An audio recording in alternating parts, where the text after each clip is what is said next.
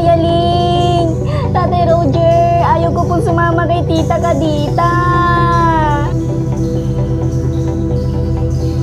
Angela, dun ka muna sa tita Kadita mo.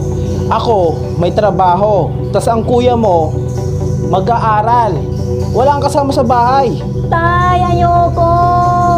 Kuya Ling, pwede naman akong mag-isa sa bahay eh. Basta wag ako sasama kay Tita Kadita. Angela, huwag ka nang makulit. Ayaw mo ba nun? Titira ko dun sa malaking bahay ko. Ang daming pagkain doon. Masasarap.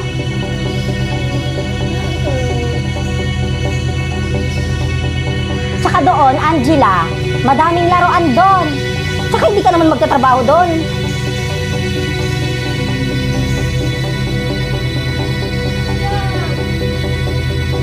Oh, Roger, Ling, uwi na kami na Angela.